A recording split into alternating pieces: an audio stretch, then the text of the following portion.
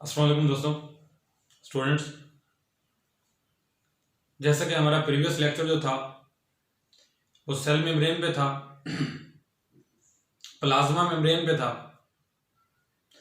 और मैंने उसकी हिस्ट्री का मतलब बोला कि सेल मेम्ब्रेन के मतलब किसने क्या क्या बताया, क्या क्या उसके मतलब कौन सी टर्म इस्तेमाल की, किसने सेल मेम्ब्रेन का नाम दिया, किसने प्लाज्मा लीमा का नाम दिया, सो भारत सेल मेम्ब्रेन का मतलब जिसने जो जो बोला वो मैंने आपको प्रीवियस लेक्चर में बताया। और मैंने ये भी कहा था कि नेक्स्ट लेक्चर में मैं सेल मेम्ब्रेन के फंक्शंस के मतलब बात करूंगा कि सेल मेम्ब्रेन जो है वो कौन कौन से फंक्शंस परफॉर्म करती है। तो इससे पहले कि मैं अपने आज की topic function of cell membrane पर चलूं, काइंडली जो दोस्त नए आए हैं, जो स्टूडेंट्स नए आए हैं, जो लर्नर्स नए आए हैं, वो मेरे इस चैनल को लाइक करें, सब्सक्राइब करें और बेल आइकन को प्रेस करना मत भूलें, ताकि मेरी हर आने वाली नई वीडियो जो है उसका नोटिफिकेशन आपकी मोबाइल की स्क्रीन पर हो और आपको बर वक्त मेरे अपकमिंग लेक्चर के मुतालिक और जो लेक्चर मैं अपलोड करूं उसके मुतालिक आप लोगों को इंफॉर्म हो सके। तो हमारा टॉपिक क्या है आज का? Function of cell membrane. मैंने प्रीवियस लेक्चर में सेल मेम्ब्रेन के मुतालिक बोला और सेल मेम्ब्रेन की साख्त के मुतालिक बोला, उसके स्ट्रक्चर के मुतालिक बोला। मैंने बताया कि सेल मेम्ब्रेन के वो किस तरह एक सैंडविच मॉडल पहले पेश किया गया और उसके बाद फिर किस तरह उसके फ्लूइड मोज़ेक मॉडल के मुतालिक पेश किया गया, उसके मुतालिक फ्लूइड मोज़ेक मॉडल पेश किया गया और जिसमें बताया गया कि सेल मेम्ब्रेन जो है वो लिपिड बाइलेज पर मुश्तमिल है, जो कि प्रोटीन के मॉलिक्यूल्स के अंदर सैंडविच नहीं है, बल्कि प्रोटीन के मॉलिक्यूल्स इसमें इंबेडेड हैं, उसमें धंसे हुए हैं। वो अलग बात है कि कुछ प्रोटीन के मॉलिक्यूल्स जो है वो कंप्लीटली इंबेडेड हैं और कुछ प्रोटीन के मॉलिक्यूल्स जो हैं वो उसमें पार्शियली इंबेडेड हैं। चलो, ये एक प्रीवियस बात थी कि सेल मेम्ब्रेन का फंक्शन क्या था, उसका स्ट्रक्चर क्या था, सॉरी दैट, कि उसमें कोलेस्ट्रॉल भी मौजूद है। भारत आज हमारा जो टॉपिक मैं बात कर रहा हूं कि वो सेल मेम्ब्रेन जो है वो जिसने सेल को कवर किया हुआ है वो किस फंक्शन क्या क्या फंक्शन परफॉर्म करती है, वो सेल के लिए उसके इंटरनल मटेरियल के लिए कितनी हेल्पफुल है, वो किस किस अंदाज में सेल को हेल्प करती है, उसके लिए क्या फंक्शन बजा लाती है, क्या फंक्शन परफॉर्म करती है। अब सबसे पहले तो सेल है जिसने सेल मेम्ब्रेन जिसने सेल के अंदर पाए जाने वाले तमाम तर प्लाज्म को, सब प्रोटोप्लाज्म को उसने क्या किया हुआ है, साइटोप्लाज्म को उसने क्या किया हुआ है, उसको घेरे में लिया हुआ है, उसको कवर किया हुआ है। और उसका मकसद क्या था कि वो सेल की एक शेप जो है वो प्रोवाइड कर सके, सेल को एक मखसूस शेप प्रोवाइड कर सके। ये सेल मेम्ब्रेन की फंक्शन में एक फंक्शन है कि वो किस तरह सेल को एक जो है वो शेप फराहम करती है। विदाउट सेल मेम्ब्रेन सेल के अंदर पाया जाने वाला जो मटेरियल है वो एक मखसूस शेप में नहीं आ सकता। तो उसके बाद क्या है कि यही सेल मेम्ब्रेन दूसरा फंक्शन क्या परफॉर्म करती है कि उसको होम्योस्टाइज करती है। होम्योस्टैसिस क्या है कि वो सेल की मेम्ब्रेन उसके अंदर होने वाले तमाम तर मेटाबॉलिक एक्टिविटीज जो हैं वो मेटाबॉलिक एक्टिविटीज जो हैं, वो केमिकल रिएक्शन जो हैं, वो अपना मखसूस टेम्परेचर चाहती हैं, वो अपना मखसूस पीएच चाहती हैं, वो रिएक्टेंट्स की तादाद को एक मखसूस रखना चाहती हैं, वो बाहर की जो रिएक्ट करने वाले रिएक्टेंट्स हैं, जो उसको रिएक्शन को इन्फ्लुएंस करने वाले रिएक्टेंट्स हैं, उनसे बचाना चाहती है, उस पीएच से बचाना चाहती है, उस टेम्परेचर से बचाना चाहती है। That's called homeostasis. You can say that the maintenance of the internal environment within cell, the maintenance of the internal environment of the cell from the fluctuations, either it will be in the type of temperature, either it will be in the type of pH or another type, from the fluctuation in the external environment. This type of maintenance provided by cell membrane will be called as the homeostasis. Will be called as homeostasis. This is the function provided by cell membrane along with the shape and maintenance of the cell. This is the main function of cell membrane, homeostasis. अब इसके अलावा क्या है कि ये cell membrane और भी कई एक फंक्शन परफॉर्म करती है, जिनमें कुछ फंक्शन मेजर मैंने लिखे हैं, जिनमें सिंपल डिफिजन होता है सेल मेम्ब्रेन के थ्रू। क्या होता है जनाब? सिंपल डिफिजन मतलब सिर्फ डिफिजन क्या है? डिफिजन है कि क्या है कि ये मूवमेंट है मॉलिक्यूल्स की from their higher concentration to their lower concentration, from their higher concentration to lower concentration. और ये जो मूवमेंट हो रही है from the higher concentration to lower concentration, इस मूवमेंट में एनर्जी जो है वो इस्तेमाल नहीं होती, क्योंकि ये स्पॉन्टेनियस मूवमेंट होती है मॉलिक्यूल्स की from the higher concentration to their lower concentration. अब सेल मेम्ब्रेन किस तरह इन्वॉल्व है? जैसे कि हम देखते हैं कि हम ह्यूमन बीइंग का अगर एग्जांपल दे रहे हैं तो ह्यूमन बीइंग जो है वो इनहेल करती है ऑक्सीजन। अब एयर जो है वो इनहेल करती है जिसमें ऑक्सीजन मौजूद होती है, और वो ऑक्सीजन जो हम इनहेल करते हैं वो पहुंचती है कहां पे? हमारे लंग्स में पहुंचती है। वहां पे लंग्स पे ऑक्सीजन की कंसंट्रेशन ज्यादा होती है एज कंपेयर टू ब्लड। वो जो ऑक्सीजन की कंसंट्रेशन हमारे लंग्स में ज्यादा है हमारे ब्लड की निस्बत, वो ब्लड जो हमारी ब्लड डक्ट्स के अंदर जो है वो चल रहा है, ट्रांसपोर्ट हो रहा है, जो ऑक्सीजन को ट्रांसपोर्ट कर रहा है, वो ऑक्सीजन जो ब्लड के जरिए टिश्यूज तक पहुंचने जा रही है, उसकी कंसंट्रेशन लंग्स में ज्यादा है और उसकी कंसंट्रेशन जो है वो ब्लड डक्ट्स में कम है। तो यहाँ पे ऑक्सीजन जो है वो अपने लंग्स जो एरिया है जहां पे वो हायर कंसंट्रेशन में मौजूद है, वहां से वो ट्रांसपोर्ट होती है, मूव करती है कहां पे? ब्लड के अंदर। और ये भी एक सिंपल डिफिजन की एग्जांपल है जिसमें जो है ऑक्सीजन जो है स्पॉन्टेनियसली मूव कर रही है from the high concentration to the lower concentration. The movement of oxygen, the movement of the molecules from the higher concentration to their lower concentration will be called as simple diffusion. This is taken here by cell membrane. This will be called as the function, another one function of cell membrane. ये एक और function है जो cell membrane perform करती है। इसके अलावा और क्या फंक्शन मजीद है? फैसिलिटेटेड डिफ्यूजन है। फैसिलिटेटेड डिफ्यूजन है क्योंकि हम जानते हैं कि cell membrane act like as selectively permeable membrane.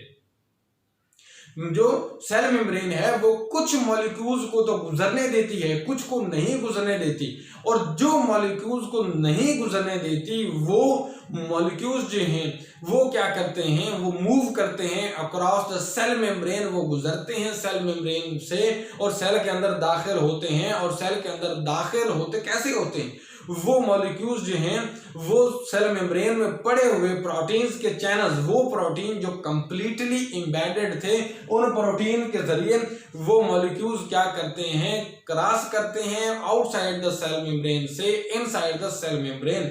और वो मॉलिक्यूल्स जो मूव करते हैं फ्रॉम देयर जो है external side to internal side through protein channel in the cell membrane, this type of diffusion will be called as facilitated diffusion. ये diffusion क्या कहलाती है? फैसिलिटेटेड डिफ्यूजन कहलाती है। अब इसके बाद नेक्स्ट क्या है? इसके बाद नेक्स्ट है ऑस्मोसिस। ऑस्मोसिस क्या है कि इसमें जो वाटर मॉलिक्यूल्स हैं ये जो है वो सेल मेम्ब्रेन के थ्रू पास करते हैं, external side to internal side pass करते हैं। और इंटरनल साइड में वाटर मॉलिक्यूल्स जाने के बाद वह जब सेल मेम्ब्रेन के अंदर दाखिल होते हैं तो क्या होता है कि सेल मेम्ब्रेन में वाटर मॉलिक्यूल्स दाखिल होने के बाद वही वाटर के मॉलिक्यूल्स क्या करते हैं? एक फोर्स एक्सर्ट करते हैं, एक प्रेशर एक्सर्ट करते हैं। किस पे? सेल की मेम्ब्रेन पे। क्या बोला मैंने? वो वाटर के मॉलिक्यूल्स, वो फ्लूइड मॉलिक्यूल्स, वो लिक्विड मॉलिक्यूल्स जो सेल के अंदर दाखिल हुए, वो सेल के अंदर दाखिल होने के बाद क्या करेंगे? वो एक प्रेशर एक्सर्ट करेंगे। किस पे? वो प्रेशर एक्सर्ट करेंगे उस सेल की वॉल्स पे जिस सेल के अंदर वो दाखिल हुए सेल मेम्ब्रेन के थ्रू, और वो प्रेशर टर्जिडिटी कॉज करेगा, तनाव आ जाएगा सेल के अंदर, टॉनिसिटी कॉज करेगा। अब लफ्ज टॉनिसिटी आ गया तो मैं एक और बात कहना चाहता हूं कि वो लिक्विड मॉलिक्यूल जो सेल मेम्ब्रेन के थ्रू पास हुआ वो सेल के अंदर दाखिल तो होगा, मगर यहाँ पे टॉनिसिटी सेल के अंदर कायम होगी। यहाँ पे कंडीशंस जो हैं वो अप्लाई होती हैं कि वो वाटर जो है क्या वो सेल के अंदर दाखिल होगा, क्या वो सेल को छोड़ के बाहर जाएगा, अक्रॉस द मेम्ब्रेन वो इंटरनल साइड मूवमेंट करता है या एक्सटर्नल साइड पे मूवमेंट करने जा रहा है। यहाँ पे टर्मिनोलॉजी दो कंडीशन अप्लाई होती हैं कि सेल की बाहर वाली साइड पे क्या कंडीशन है, सेल की इंटरनल साइड पे क्या कंडीशन है। कि हम ये समझना चाहते हैं कि सेल के बाहर सॉल्यूट का लेवल क्या है और वहां पे वाटर की कंसंट्रेशन क्या है, सेल की इनसाइड पे सॉल्यूट की कंसंट्रेशन क्या है और वाटर मॉलिक्यूल्स की कंसंट्रेशन क्या है, क्योंकि वाटर मॉलिक्यूल जो है वो act like solvent, act like solvent.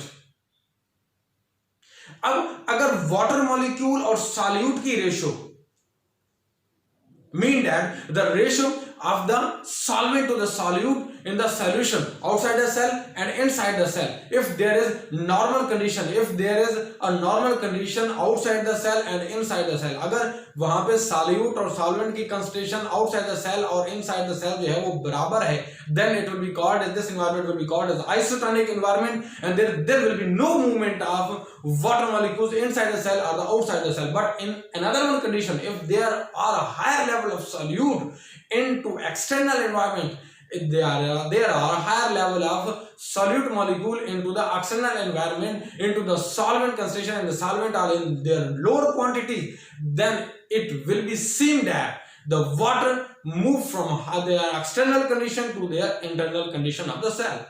मैं ये कह रहा हूं कि अगर सेल के बाहर हायर कंसंट्रेशन ऑफ सॉल्यूट जो है और वाटर की मॉलिक्यूल्स की कंसंट्रेशन कम है तो वहां पे हाइपरटोनिक, हाइपर का मतलब होता है ज्यादा, टॉनिक टॉनस से निकला जिसका मतलब टर्जिडिटी है, कि बाहर वाले एनवायरनमेंट में अगर कंसंट्रेशन मॉलिक्यूल्स की, सॉल्यूट मॉलिक्यूल्स की ज्यादा है और वाटर के मॉलिक्यूल्स की कम है तो बाहर वाला एनवायरनमेंट हाइपर कंसंट्रेटेड एनवायरनमेंट कहलाएगा। और क्या होगा कि पानी जो है वो इंटरनल साइड से बाहर की जानिब मूव होगा, क्योंकि इंटरनल साइड जो सेल है, इंटरनल एनवायरनमेंट है, उसमें वाटर के मॉलिक्यूल्स की जो कंसंट्रेशन है वो ज्यादा है और नतीजा क्या है कि बाहर वाटर के मॉलिक्यूल्स की कंसंट्रेशन जो है वो कम है। तो क्या होगा कि वाटर जो है वो इंटरनल साइड से एक्सटर्नल साइड की जाने मूव करेगा। और अगर बाहर पानी की कंसंट्रेशन ज्यादा है और सॉल्यूट की कंसंट्रेशन जो है वो कम है और इंटरनल साइड पे सॉल्यूट की कंसंट्रेशन ज्यादा है और वाटर के मॉलिक्यूल की कंसंट्रेशन कम है तो पानी उस जाने मूव करेगा जहां उसकी कंसंट्रेशन कम है और मीन इसके नतीजे में पानी हाइपोटोनिक बाहर से सेल के इनसाइड मूव करेगा। अब इसके बाद एक और टाइप है इसकी, उसके बाद फिल्ट्रेशन जो है वो क्या है कि सेल मेम्ब्रेन फिल्ट्रेशन में इन्वॉल्व होती है। सेल मेम्ब्रेन फिल्ट्रेशन में इन्वॉल्व होती है। फिल्ट्रेशन में कैसे इन्वॉल्व होती है कि ये जो पानी है और जो लिक्विड मटेरियल मौजूद है इसमें ये अपना जो रेलेवेंट मटेरियल है उसको फिल्टर कर लेती है और वेस्ट मटेरियल को जो है एक्सक्रीट करने के लिए इकट्ठा करती है, तब उसको बाहर निकाल देती है, उसको फिल्ट्रेट की शक्ल में बना उसको फिल्टर कर लेती है। इसकी एग्जांपल क्या है, जैसे कि ह्यूमन बीइंग की मैं पहले एग्जांपल दे रहा हूँ। ह्यूमन बीइंग के किडनी के अंदर ऑस्मो रेगुलेशन होती है और उस वक्त क्या होता है कि पानी जो है जो वाफिर मिकदार में होता है उसको किडनी के जरिए बाहर एक्सक्रीट किया जाता है, यूरिनेशन की शक्ल में एक्सक्रीट किया जाता है। लेकिन यहाँ पे अगर पानी जो है वो मतलूबा कम है मिकदार में जो है जिसमें और पानी ज्यादा चाहिए तो पानी ऑब्जॉर्ब किया जाता है, जो वेस्ट मटेरियल है उसको यूरिन की शक्ल में जिस्म से रिलीज कर दिया जाता है। तो किडनी की बात कर रहा था, यहाँ पे फिल्ट्रेशन वकूअ पजीर होती है। इसके बाद क्या है, एक्टिव ट्रांसपोर्ट है। एक्टिव ट्रांसपोर्ट में क्या होता है कि यहाँ पे जो मॉलिक्यूल्स हैं ये लोअर कंसंट्रेशन से हायर कंसंट्रेशन की तरफ मूव करते हैं। The movement of molecule from their lower concentration to their higher concentration. तो ये सेल मेम्ब्रेन के थ्रू अगर छोटे कंसंट्रेटेड एरिया से ज्यादा कंसंट्रेशन वाले एरिया में जाते हैं तो उसे एक्टिव ट्रांसपोर्ट कहा जाता है और इसमें एनर्जी भी लगती है। अब इसकी एग्जांपल क्या है, जैसे मैं पहले एग्जांपल दे रहा हूं तो आप पूछेंगे कि भाई इसकी एग्जांपल क्या है, तो इसमें जो न्यूरॉन का सेल है इसमें न्यूरॉन की सेल मेम्ब्रेन में सोडियम पोटेशियम चैनल्स पड़े होते हैं जो सोडियम आयंस की मूवमेंट और पोटेशियम आयंस की मूवमेंट करवाते हैं, क्योंकि इन सोडियम आयंस की movement inside the cell membrane to the outside the cell membrane move होती है और उसकी वजह से पोटेंशियल चेंज होता है, उसमें पोटेंशियल डिफरेंस आता है और वो मेम्ब्रेन जो है वो कंडक्टिंग और नॉन कंडक्टिंग सिचुएशन में चली जाती है कि वो रेस्टिंग मेम्ब्रेन पोटेंशियल होगा या एक्शन मेम्ब्रेन पोटेंशियल होगा इन आयंस की मूवमेंट की वजह से। और ये क्या कहलाता है, एक्शन जो है वो एक्टिव ट्रांसपोर्ट कहलाता है और इसमें एनर्जी सर्फ होती है। अब आगे चलते हैं,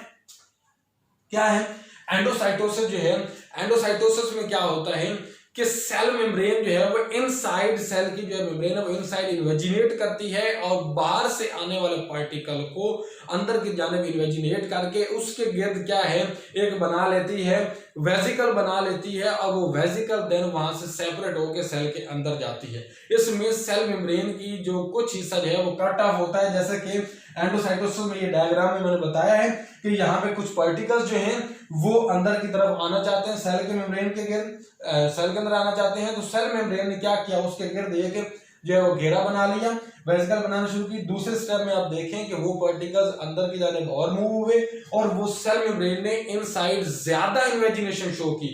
और तीसरे स्टेप में देखें कि उसने बकायदा एक वेजिकल की शक्ल इख्तियार कर ली है और चौथी में देखें कि वो वेजिकल सेल मेम्ब्रेन से अलग होकर अंदर की जानिब आ चुकी है और सेल मेम्ब्रेन वहां से मिल चुकी है। यहां से सेल मेम्ब्रेन के जो कुछ हिस्सा जो है वो अंदर की जानिब कट ऑफ होता है उस वेजिकल की शक्ल में, और यहाँ पे सिर्फ वो कट ऑफ नहीं होता, सिर्फ वहां पे वो कट ऑफ नहीं होता, बल्कि यहाँ पे क्या होता है कि ये चीज इस चीज की बताती है कि सेल मेम्ब्रेन जो है कि वो सेल मेम्ब्रेन जो है वो क्या है कि फ्लूइडिटी रखती है, वो फ्लेक्सिबल है, वो रिजिड नहीं है। अगर रिजिड होती तो यहाँ पे खला पैदा हो जाता, तो यहाँ पे जैसे वो सेल मेम्ब्रेन अंदर की तरफ कट होती है वो बाकी सेल मेम्ब्रेन आपस में मिलके एक बाकायदा तौर पे कवरिंग को संभाल लेती है। इसकी दो टाइप्स हैं जिसमें पाइनोसाइटोसिस और फेगोसाइटोसिस। पाइनोसाइटोसिस में क्या है, होती ये भी एंडोसाइटोसिस है, इसमें पार्टिकल जो है वो सेल के इनसाइड सेल मेम्ब्रेन के थ्रू मूव करता है, लेकिन वो पार्टिकल्स होते हैं जो कि लिक्विडी मटेरियल की शक्ल में होते हैं,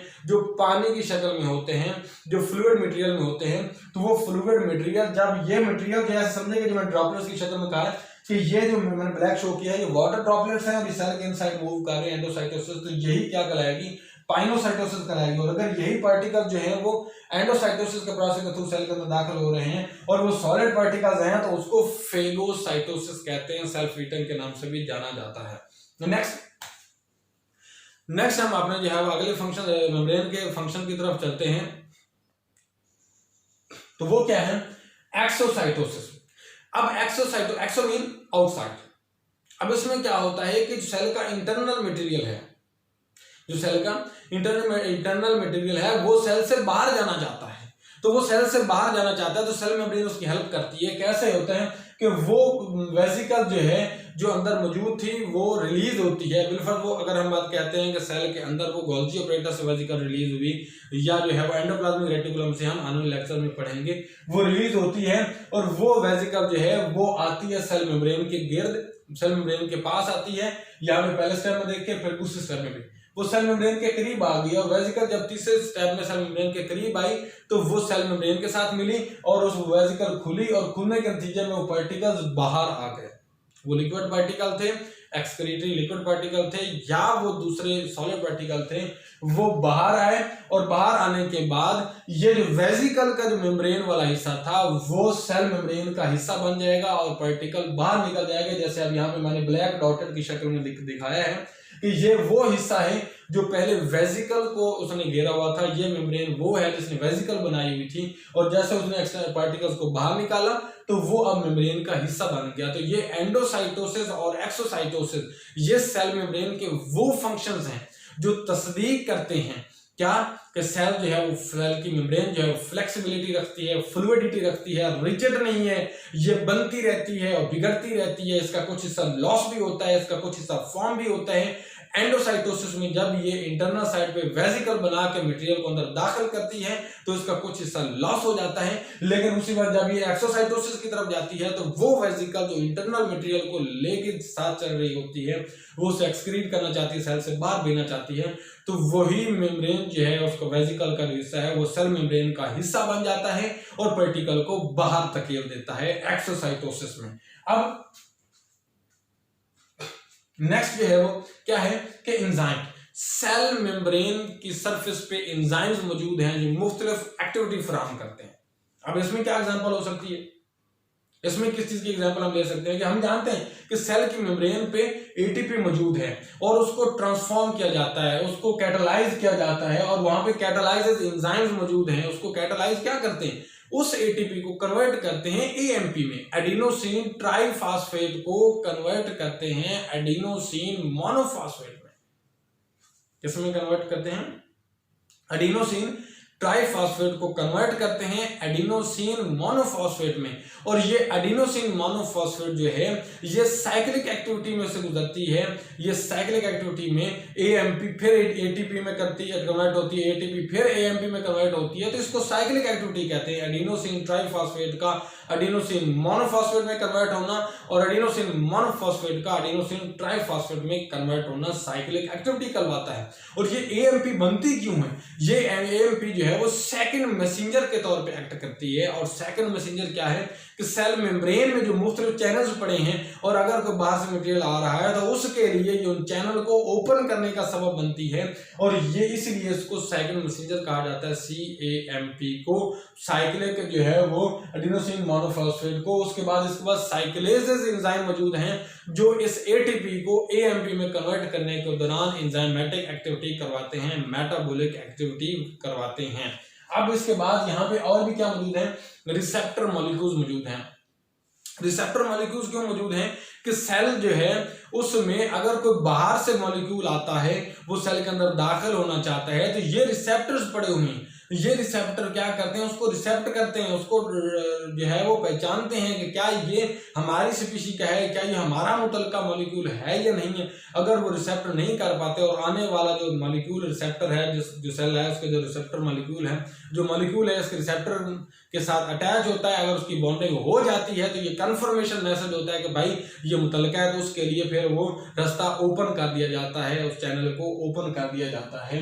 जैसा कि एग्जांपल मैं अपने प्रीवियस लेक्चर्स में मैं जो है वो मेल रिप्रोडक्टिव सिस्टम के हवाले से मैं दे चुका हुआ हूं कि जैसे स्पर्म जो है वो एक सरफेस पे पहुंचता है उसके बाद मटेरियल में तो अटैचमेंट शो करता है, तो वो अटैचमेंट जो है वो रिसेप्टर मॉलिक्यूल्स के जरिए होती है। तो ये भी ह्यूमन बीइंग में मैंने एग्जांपल दी।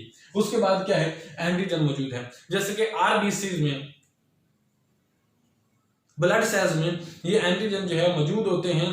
और यहाँ पे हमारे इम्यून सिस्टम के वाले से भी है कि ये एंटीजन जो है वो अपने मुतलका जो सेल्स हैं, जो इनके मुतलका रेलेवेंट सेल्स हैं, उनको डायग्नोज करते हैं कि क्या ये हमारे मुतलका सेल्स हैं, हमारी तरह के सेल्स हैं कि नहीं।